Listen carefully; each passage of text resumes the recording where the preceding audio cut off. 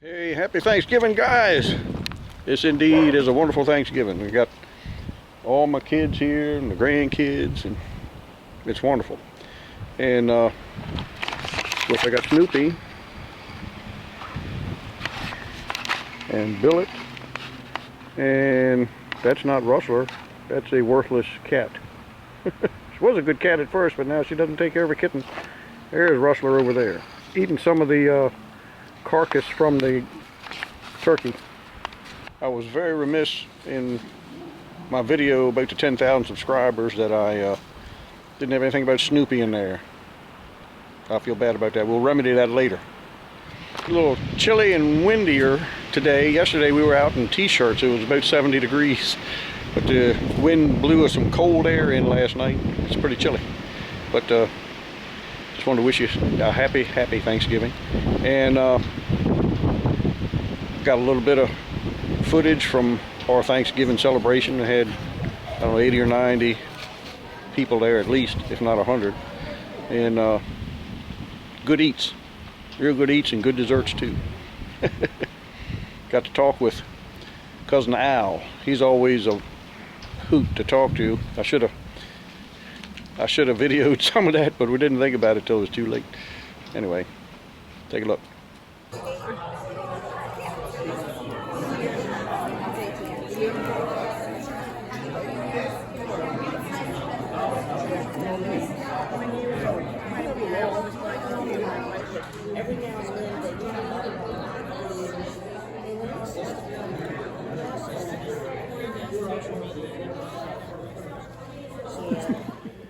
I walked in and one of my cousin-in-laws came in and shook my hand. He's from Baltimore, or up that neck of the woods anyhow, and said happy Thanksgiving and congratulations.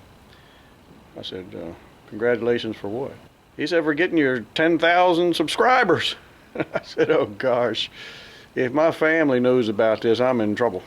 But I can't hide from anybody anymore. They know who I am and what I do. It's terrible. But it's all right. We survived. No, he was enjoying the channel, and always did think he had questionable taste. But anyway, just kidding. Hey, I wrote this up to read up at the family reunions. I did the prayer for them, but I kind of decided it would take a little too long. But it was an interesting thing about the first Thanksgiving and how the actual events were a little bit different than what is taught in schools. So this is kind of a paraphrase of like what Rush Limbaugh used to have on his radio station when he would tell about the first Thanksgiving. It's important to understand the circumstances of the first American Thanksgiving celebration, because this is what modern American history lessons leave out. Thanksgiving is actually explained in some textbooks as a holiday for which the Pilgrims gave thanks to the Indians for saving their lives, rather than what it really was. That happened, don't misunderstand. The Indians were a godsend. But, according to William Bradford's journal, God's blessing is what they ultimately gave thanks for. Here's the part that has been omitted. The original contract that they made on the Mayflower as they were traveling to the New World. The Pilgrims actually had to enter into a contract with their merchant sponsors in London because they had no money of their own. They needed a sponsor. They found merchants in London to sponsor them. The merchants in London were making an investment, and as such, the Pilgrims agreed that everything they produced. I'm going to put my glasses on. The Pilgrims agreed that everything they produced to go into a common store or bank or common account, and each member of the community was entitled to one common share in this bank. Out of this, the merchants would be repaid until they were paid off. All of the land they cleared and the houses they built belonged to the community as well. Everything belonged to everybody, and everybody had one share in it. They were going to distribute it equally.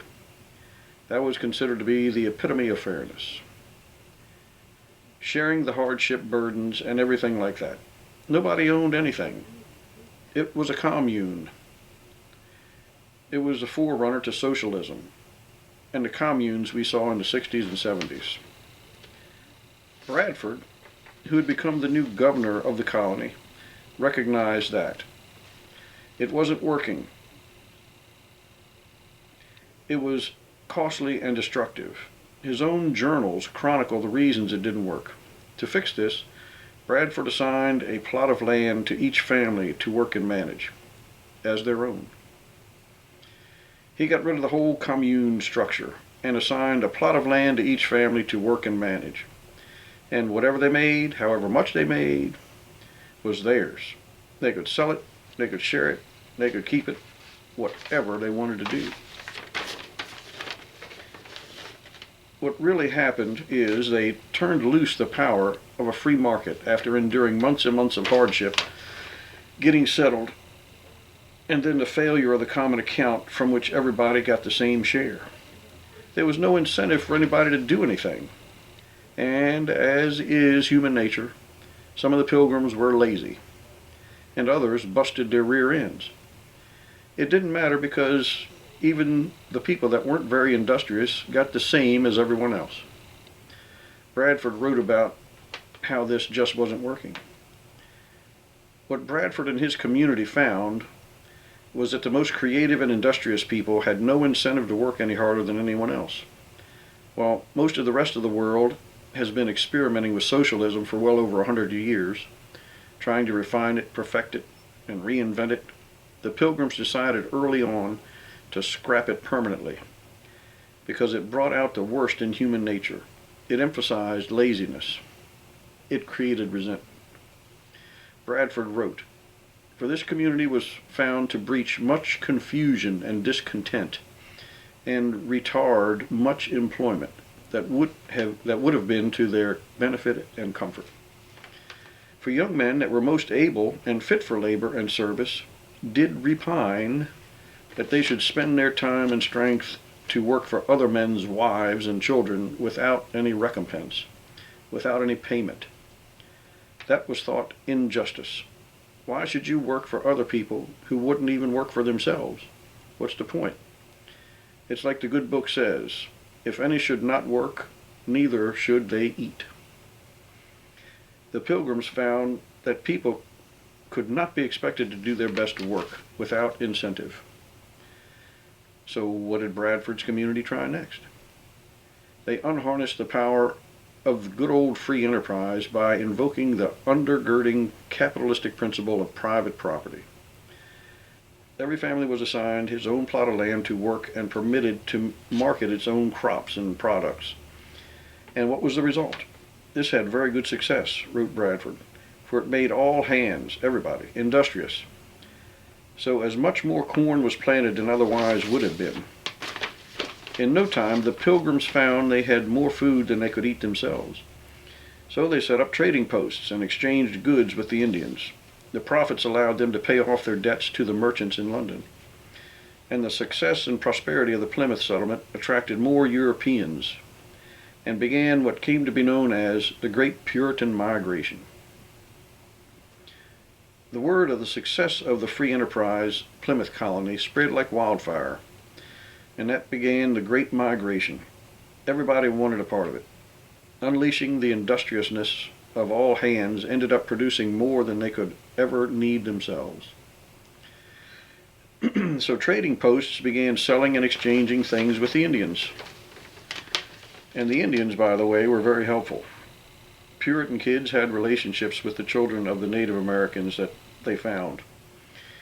The first Thanksgiving was William Bradford and Plymouth Colony, along with the local Indian tribes, thanking God for their blessings. That's the first Thanksgiving. Nothing wrong with being grateful to the Indians, don't misunderstand. But thanking our Heavenly Father for all His blessings, the true meaning of Thanksgiving, is what George Washington recognized as his first Thanksgiving, in his first Thanksgiving proclamation. There you go. Thought you might enjoy a little history about Thanksgiving. I had another video that it's one of my favorites. I usually like the goofy ones, the silly ones. I'll put that up for your viewing pleasure on the tail end of this video, since this is a short one.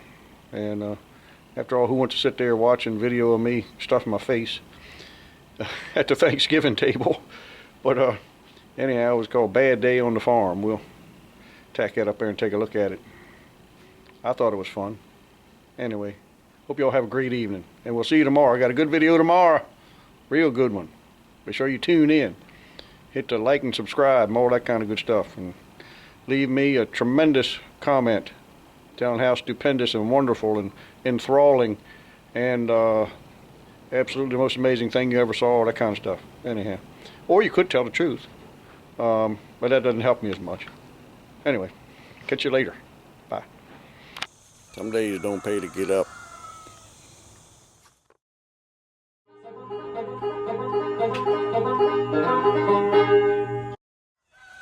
Ever have one of them days where everything goes wrong?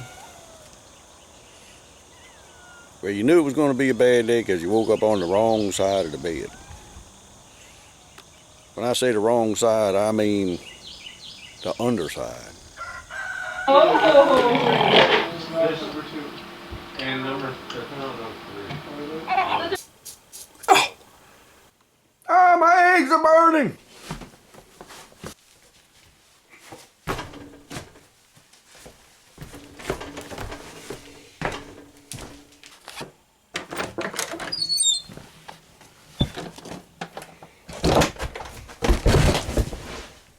There you go! There ain't nothing worse than putting all your weight on something and having it there and wrench slip off. Where the heck is Poppin' Johnny at? I left it right here on the crest of this hill.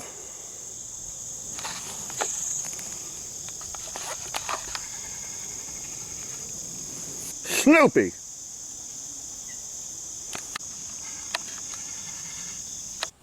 Snoopy, I told you not to drive that tractor with the hand clutch. You don't even have any hands. No use trying to hide your face, Snoopy. I know a guilty look when I see it.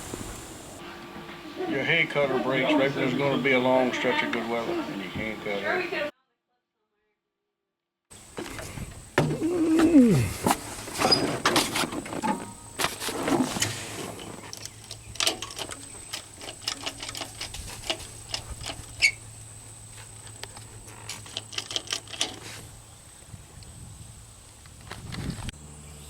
The starter's going bad, and now the battery's dead.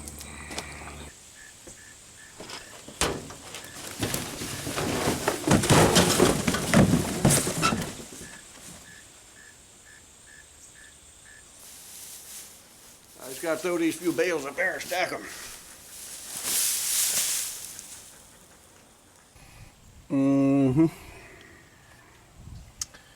Yeah, for no particular reason. 620's rear tire starts leaking. Hey, how you doing? Got just a tiny pinhole, just barely seeping in the seam of this tank. So I'm just going to touch it with the welder. You got to be awful careful. But I'm a craftsman, so I'll just put a little spot of weld on there and take care of it. Here we go.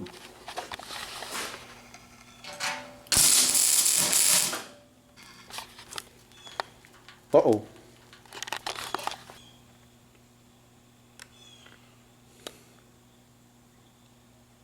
This will make the blooper reel. Well, the day's over. We survived it. Some days it seems like it just don't pay to get up. But I will say this. A bad day on the farm is still a day on the farm and better than any day in the city. That's why I look at it anyhow. All right, catch you later.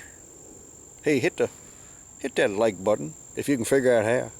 I'm going to have to do a tutorial. Show you all how to do that, and subscribe. And if you hit that little thing that looks like a bell, mash down on that thing, and it'll notify you when I put a new video up, so you know to stay away from that channel. Or if you wanted to watch it, actually, you could go to watch it. Anyhow, see ya.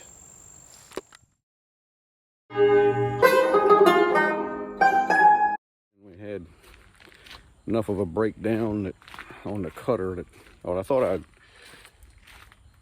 I'd fixed it, one piece of it that really needed fixing, and I had fixed that, but there was some other things, some other issues going on, so I had to take the cutter head off, do a little bit of welding, and the pins that hold the cutter head on, I don't know.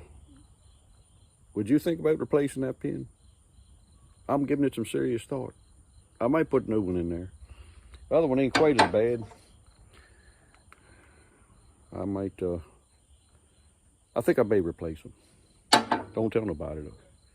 Actually, I got an old one sitting around. I'm gonna see if them out the other machine will work on these.